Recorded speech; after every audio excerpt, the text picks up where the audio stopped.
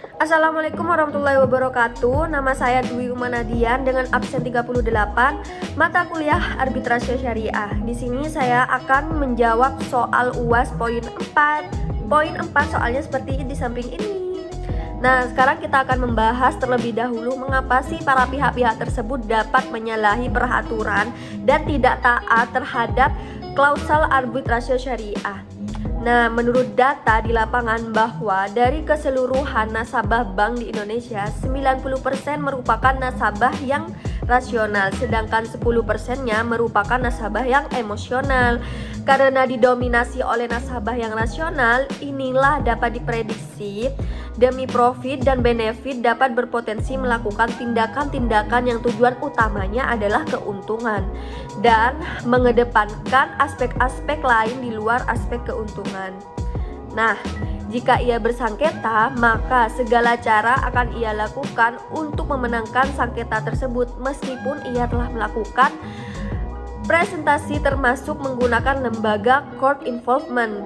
Nah, lembaga court involvement ini merupakan lembaga yang digunakan oleh nasabah untuk mengajukan banding terhadap putusan arbitrase syariah dengan menggunakan celah yang berdasar pada UU nomor 30 tahun 1999 tentang arbitrase dan alternatif penyelesaiannya sengketa yang diatur pada pasal 70 UU tersebut. Nah, hal inilah yang menjadi permasalahan dalam memperoleh kejadian yang dimana para pihak-pihak yang bersengketa cenderung menyalahi aturan dan cenderung tidak taat terhadap klausal arbitrase syariah seperti itu.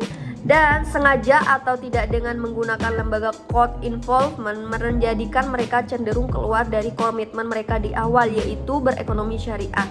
Nah, setelah berselisih, mereka tidak mau menaati klausal-klausal arbitrase, padahal mereka sendiri yang memilih arbitrase sebagai penyelesaian sengketa mereka. Dan ini juga melanggar ketentuan syariah, karena dalam Islam menaati kesepakatan dianjurkan dalam Al-Quran.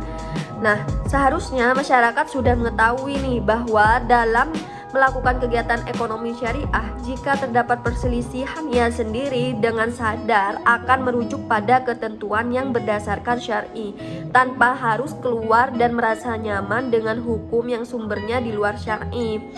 Termasuk juga apabila ia memilih arbitrase syariah sebagai penyelesaian sengketanya.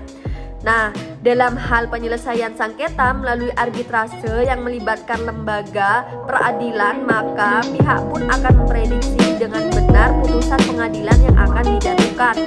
Dengan demikian dapat dihindari penyelesaian sengketa ekonomi syariah yang unpredictable, yang kemudian nantinya para pihak akan mendapatkan manfaat dan kepastian hukum itu sendiri. Maka dari itu, dalam peningkatan kesadaran pihak-pihak tentang ketaatan terhadap klausal arbitrase syariah, perlu diupayakan peningkatan kesadaran hukum masyarakat, terutama kesadaran untuk menaati klausal arbitrase syariah yang mereka sepakati. Dengan demikian, court involvement arbitrase syariah dapat benar-benar menegakkan prinsip Islam dan menyelesaikan sengketa melalui arbitrase syariah. Demikian jawaban dari saya, kurang lebihnya mohon maaf. Wassalamualaikum warahmatullahi wabarakatuh.